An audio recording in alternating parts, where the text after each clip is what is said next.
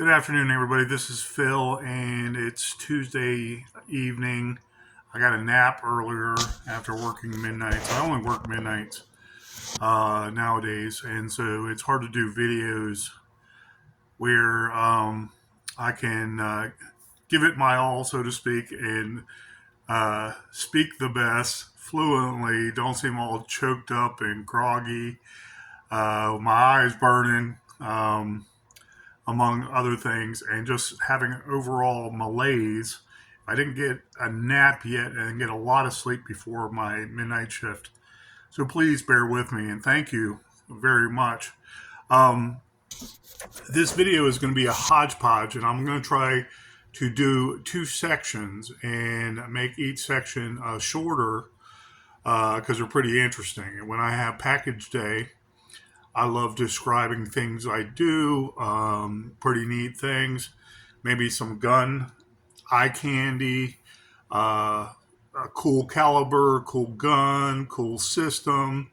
Describe it how I think about it, how I know from experience, my own experience, empirical knowledge in the field, and test firing weapons over the years, how things have went. And by all means, try your own systems and learn a lot empirically, by experience, on its face, prima facie evidence of how something works. Um, that sometimes is by word of mouth, sometimes it's metaphorical when we talk in the gun community, but then you see a lot of that with added opinion and whatnot, is actually true. Like the 45 is a big round, and if it's going into flesh, it's going to cause big damage. It's not the most powerful round in the world at slower velocities, but it's a bigger round enough to cause a lot of damage, and it was developed at the turn of the century, 120 years ago, to help people like Theodore Roosevelt, who was in a couple of skirmishes, if not wars, and he realized that the 38 caliber revolvers at the time, or 38 caliber type, 38 is a kind of universal size. It's like 9 millimeter. And there's a little less, there's a little more, and they have different names on depending on the little more of the size or the little less of the size. And he realized that whatever the rounds they were using that was issued was not knocking down these Indians that were fighting them. And I forget where it was. It might have been Cuba. I'm not sure. But they were very high on cocaine. These tribesmen had a ritual where they would bind their genitalia, so that would make them angered, that would drive them crazy, or it was just like a rite of passage. And so when they would use cocaine and chew on the plant, they wouldn't feel nothing. So they would go to war, the men against the men, so to speak, and whoever they went to war with, they were feeling no pain, high on cocaine. And Theodore Roosevelt was one of the ones that initially talked about a bigger round, and then the 45 ACP was developed. I believe that was one of the ones. When they say ACP, it's usually by John Browning himself that he developed. An auto Colt pistol, I think is what it officially stands for, but it's usually a round that can be chambered in a mechanism that shoots it, feeds it, shoots it, feeds it, shoots it, feeds it, with each movement of the gases and the slide, with the slide spring working in machination. So it was a bigger round, and then you had the 1911, which was developed before, I believe, right before World War One, and I think it was even before 1911, and they gave it its name when it was adopted, I believe. Anyways, you can research all this stuff. I'm not going to argue with you. I'm not a tried and true historian, but I got some basic ideas of why the 45 ACP was developed. So when that occurs, I think of the different systems of ammunition and what it can do with the type of gun, with the length of the barrel, and the velocities, and you can learn a lot about what each round can do. The inexpensive rounds usually can do just as good as the more expensive rounds, but they may malfunction inside of the gun more because of their properties. Is it a steel case? Is it a shiny brand new brass? Is it one of those zinc alloy copied on top of the casing? So they function well, so on and so forth. How much grains of powder in there being ignited through what length of barrel, so on and so forth. You begin to gain more empirical knowledge. So I talk about guns because I love guns, and I'm always learning about guns with all the guns that I've ever touched. And I'm telling you, I know they're in the thousands, and the thousands of different times, and the different guns. And my only regret with most of my history in guns is not doing more guns in the military.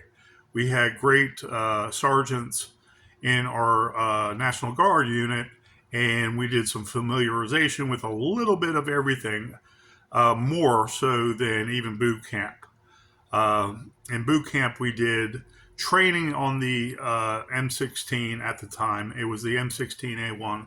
And we did familiarization with all military American products, okay, that we would use. And we might have to, use the M60 in a moment's notice. We might have to use the squad automatic weapon, which was new during my time in a second's notice. We'd have to do the Law's rocket in a second's notice. We'd have to set up a claymore mine, okay, with that familiarization training and the skills. The average hand grenades, the 203 grenade itself, attached to the M16A1, so on and so forth. And the SVD sniper rifle was the only one that was foreign that we got to shoot like once or twice, our whole platoon. And I believe that was advanced individual training for 8 weeks during the summer after boot camp the next year. Another set of 8 weeks worth of grunt training or 11 Bravo training. And I wish I've done more. With my platoon sergeant coming back to my local area in Northern Virginia, they were really cool, and they let us train more on the claymores and all kinds of fun, I'll just say, weapons that they've had that I didn't know about at the time. I'll just leave it like that. And they familiarized us, an Army National Guard unit, on Quantico Marine Base. And they had cool friends from the Marine Corps that would just let us come on. There was no training classes there, and it was very knowledgeable. It was very fun. It was something out of the normal realm of National Guard training, and we were allowed to do it because our sergeants had the okay just to do something with us. We can mobilize somewhere and do something one weekend, just us, the tow platoon. I was really apt at disassembling the TOW-2 missile system. That's the unit I was. It's a 11 Hotel. It was a subsection of 11 Bravo. 11 Hotels were supposed to support the ground infantry and vice versa. Okay. And we were supposed to be anti-tank and protect the 11 Bravo foot soldiers, rebuilding the first of the 170th. We never became RTEP qualified, and that was because of the higher ups that didn't qualify us in 8 years. So at 8 years, I'm saying I'm out of here because I did my last 2 years in active, which we were supposed to do, and I didn't re-up because the police department was more important. But 11 Hotel, which is the TOW-2 missile system, we'd set up on top of a Humvee, and that thing is so powerful. It gets the job done with most modern tanks, okay, with the exception of probably modern American tanks. You can have an inert round and shoot it down range. And I believe mine, I think I hesitated, and you see the missile fire coming back at you through the view screen, but you see the fire and the smoke trail as you're looking at it, and it goes all over. Wherever you keep those crosshairs, you're supposed to keep on the target and not deviate. Don't try to lean it in. Don't try to do anything like that. And I think I moved a little. It went down, and it must have been about, I'd say, 100 yards in hindsight, because this was a long trajectory down almost 1,000 meters. I'd say 800 meters or so, and it landed right before this enemy tank that has all these holes in it over the years, being used for target practice. And it hit the ground, and the whole thing blew up. Okay, for an inert round without high explosives, that's powerful for a missile going that fast. And I love that. And everybody gave me a bunch of high fives because that was the highlight of one annual training, one of those years after my boot camp. Advanced individual training and annual training was 2 weeks out of the year with my regular monthly drills. And it was so fun because that was the highlight of the National Guard for me. I had a lot of great times, a lot of partying with some of my platoon members, and I miss some of those guys. They're just simple guys and kind of country, kind of rock and roll, and we had a blast. They were some of them were just out of high school like I was. So, anyways, doing a familiarization about weapons and all, and I love talking about guns. And even like my carry 380, I spoke recently of purchase of the Glock 41, the Glock G41, and it's 45 ACP, and it's a long slide. And I put that sucker on. I love it, but the rear sight post, okay, with the white line going around, and you see the front dot to the front of it, and you line it up. The rear sight has, or it extends outside the side of the Glock, and it rubs into everything on my person. There was nothing I could do with two different concealed holsters to make it more comfortable. So I have to buy new sights for it. I'm like, okay. And I'm thinking about this guy I gave my gun to Cerakote at the local pawn store. And, a couple days turns into a week. After a week, I call the guy, said, I'm checking on my gun. You said it's going to be a couple days. I know I said it, take 2 weeks if you need, but I really would hope to get my gun back sooner, because I didn't get to explain everything yet.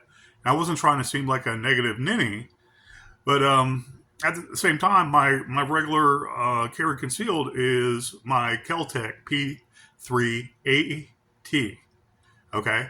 And I'm like, okay, so I waited 2 weeks, and I called each week, and oh yeah, I'm coming to it. I'm going to do it. So my 2-day Cerakoting finish on my Kel-Tec carry pistol is nowhere to be found. And I'm like, yeah, I know it's going to get done. I trust the guy, but I wanted to do something different. And I say different, but it's not different because one of my Gerson MC28s I bought is the zombie green one, and I wanted my Kel-Tec just like that. So it's carry concealed. I have it in my pocket. I pull it out. It's basically the color of this. Okay, the color of this green. I said, yeah, like zombie green. That radiation looking fluorescent green. The guy said, yeah, I can do that. I have to order it, and I'll order it now. And I said, okay, I'll be back next week to give you the money for it and the gun. So I came back and I gave him the gun, and I paid for it $150. I'm sure people can do it cheaper because this is an expensive place I go to. And the only thing I can afford a lot of guns in there, but I refuse to pay so much money down for super expensive guns. If it's something I really want and I haven't seen it in another I want to say another gun store, if not pawn shop, then I hope to do layaway. And they work with me to do layaway, not just 30 days, but they've worked with me beyond 60 days. So I try to keep them with some money, and I try to span it out. Doesn't break my bank, and I have a Glock 41 now. I also have an AR pistol from them. That was a little overpriced, but it's one of the lighter AR pistols there are on the market. And I had an X-Star 5.56 before that was super light. This is even lighter than that. So I wanted an AR pistol I can carry if I ever had I want to say activate, for lack of a better term. And I don't mean that from the local constabulary to enforce laws or act like I'm someone I'm not. I don't mean that, but I mean as a militia guard. I take that seriously, and someone would just have to say, stay here, enemy might come this way, or please guard this with all your buddies. Okay? Swear me in, what have you. The military, we swear them in, along with the local sheriff, to make sure that we're running the show, not the military, and we're there armed, ready to go, and be deployed. Hopefully, it's just a security guard like situation where we defend one area. It's not being deployed to actually commit war. Okay? I don't mean war crimes. I mean where we actually engage an enemy, and it's all out war at that time. Anyways, I can talk forever about my philosophies about that, and I'm not afraid to do it. Okay? A sheriff right now could swear me in for something and say, you're sworn in. I need you for about 30 days to patrol the neighborhoods, or, you are now a deputy. And I would do that. I would have some leeriness about paperwork if I had to effect the arrest of someone. But I would know the rules and regulations, and I wouldn't just try to be a hot dog about it. But to protect our community, I am not afraid to do that. So I finally got my gem out. And this is my carry concealed every day, everywhere I go. And voila. Kel-Tec P3AT. It has this, this is an extension for grip, but it doesn't give you more ammunition. Okay. I like it. I think here is kind of on this harder plastic to have Cerakote adhere to. If people are to look here, maybe you can't see it there, but there is some discoloration, a slight amount of discoloration. This is because I like this zombie green color. Do I want all my all black weapons zombie green? No. But this to me is so cool. And I love this. This is my carry concealed pistol. Okay, my finger's not on the barrel. It's right beside it. But it's small enough. I had a P32, Kel-Tec P32, I think it is. I forget. But it was small, just smaller than this. And I love this because this weapon already works. I tried it out in one of the hottest days last year during the summer. And so I have a formidable weapon that's comparable to the LCP. And I always tap my rounds back in. Okay. And when I purchased this, and I did a video about it before, okay, I can just throw this in my pocket. If I have it out, maybe someone won't know what it is, and I use it. Okay. Self-defense situation only. And it is just awesome eye candy. And this is the pinnacle of what I love with the cheaper guns that work, tried and true. And it's something I could do for $150. It's like getting a brand new one to me, and it's in my heart because the MC28 Zombie Green, like this color, maybe comparing them to, they might be not as similar, okay? But I like that fluorescent Zombie Green. And other than just being an anomaly, it's a talking piece. And people say, wow, that is awesome. So I have that. I've always had this full 6 plus 1, okay, 380 can really do damage to tissue and bone. And don't think it can't. But I want something small enough I can put in my pants pocket, walk around, and I don't talk about carrying concealed at work. That's just a private matter. Okay, but where I go running errands all day and shopping, I don't like something like the Glock 41 being on my hip. It's loaded. I haven't practiced and trained with it yet. And then I find just getting into my car, I cut up the side of my hip because of the rear sights sticking out about a centimeter each side. And I didn't even realize that. And I was like, man, I got to get some Trigicons, or however they pronounce it, that are more inside. And dare I say, going back on my own belief system, I might even get just a single red dot on that with the front sight. And then I might have to work on holster systems again after that. But I have some Vitec, or now I forgot the name of them. Anyways, I got two good holsters. One's inside the waistband here, and the belt goes over. Okay, the little lap. Okay, holding your gun inside your waistband, and the gun would be right here. But your band goes over that and through your loops. And I have one outside, and both of them are horrible because they rub right into my side. And I'm like, man, I need to get my zombie green pistol back, please. My everyday carried concealed. And I have no problem with deploying that.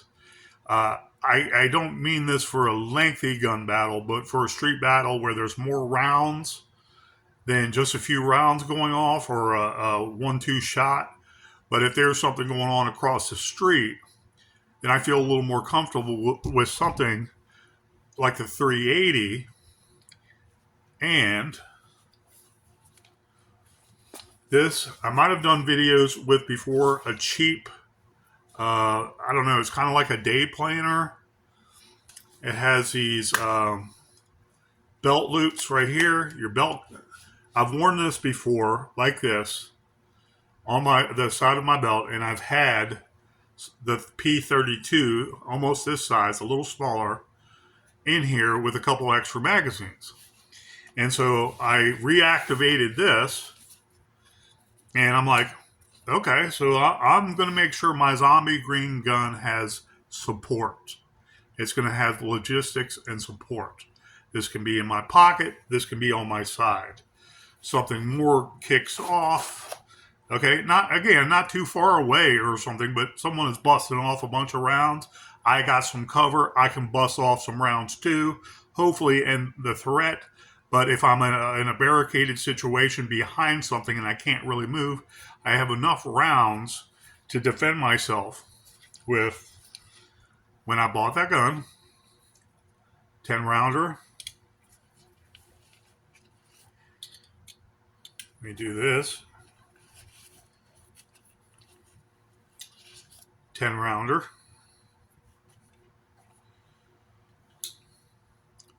2 6-rounders, so that's 12 rounds. Right now we're looking at 32 rounds plus this 7, that's 39 rounds of 380 ACP. And that was an estate sale, I believe, with all these magazines. And I remember I made saying in the video, I made out like a bandit. 10 more rounds. 10 more rounds. So, with whatever you want to call this, something like a day planner, it has the snap here. I can put extra magazines if I get more in there, or I can put the 2 smaller ones in there. That's empty. I can put some gauze in there. I can put some tourniquets there to stop bleeding to the front of this. But to conceal my arsenal, they have a pocket inside the first opening. right there. I can put the 2 in there. That small little lip. I can put 2 of the big ones outside of it in there.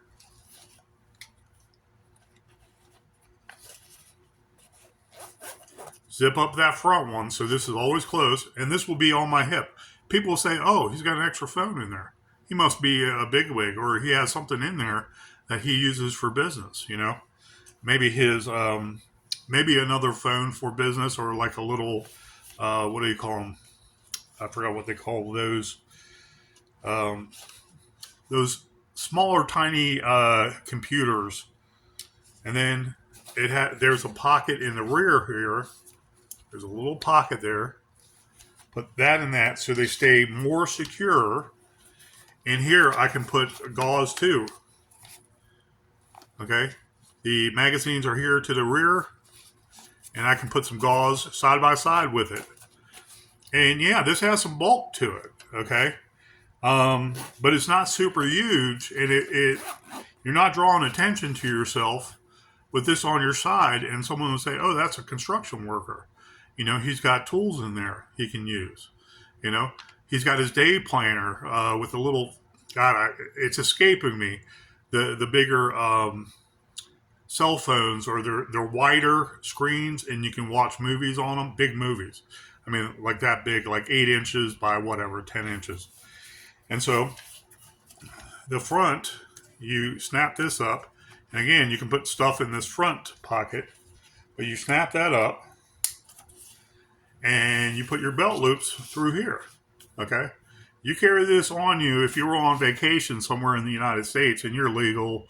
You know, always check the state you're going to, and you got your 380 in your pocket. Then, if the worst happens and you're defending your family and you're shooting to, let's say, have people escape the danger zone, okay, you have something that can work with you. And again, you know, I'm not talking about an all-out gun battle that's going to last hours. You know, it might be too far away, and you want to send some loose rounds down just to make sure that the rounds are staying off of you. Who knows? You have to decide that in an instant what you're going to do when you deploy even a pocket pistol like that. Is it a 50-yard gun battle? Is it right up on you and you just have enough time to duck and pull it out and bust a couple rounds into an assailant right there on you where he can touch you and he's got his gun to your back, you know? Or is it, 50 yards, 75 yards? If it's further away, you have more liability, so you have to make sure you can get out of the area. Okay, that being said, just a short video. I got another video coming up, and I don't even know the technical name of the video I'm going to be doing. Okay, but it's about face masks. I wanted something nicer, cover my whole face, something paramedics would use, firemen would use in a smoky situation. And these are one of the lesser expensive Chinese masks, and I'll use it against them in my preps when I buy some of this cheap stuff, because at a certain time, the people that have them already have them here in America on Amazon and eBay. I don't go through eBay all the time. Sometimes the quality is cheaper there when it's person to person. You purchase something, but Amazon has been pretty good with making sure that their contributors and their business companies selling things are good products. And so this is a full face gas mask from China I'll be doing in my next video. But thank you guys. Don't be afraid to diversify. If I never had these 6 extra magazines with this, I'd still love this gun to certain degrees, but not as much. I made a killing with this Kel-Tec P3AT, and it can be a better fighting system now with more magazines. And one of those situations, you're hunkered down, you can't move anywhere, but you know the enemy is shooting rounds at you. and you're ducking and covering and you're stationary, you don't want them to walk up on you and they end your life. So something like this can be expanded with more firepower. That's what I talk about, the systems and how each gun has a soul and can be used for certain situations. Again, would I take this to the battlefield like a 45 round or a 1911? No, I would like a higher round count of 9mm and a faster charge 9mm. So we're looking at a 9mm round at about 1,300 feet per second. So it can go out further, 75 yards, and kill. Okay, I'm not sure if I'm sure the SIG 320 could with the right, more expensive loads, but who knows, And the Glocks can. Super cool. Hope you guys liked it. You can trick out your gun just like that, get it Cerakoted. Beautiful color. And this is, I'm even more happy this whole system is in my arsenal, my collection. Thank you guys. Have a great day. Be safe out there.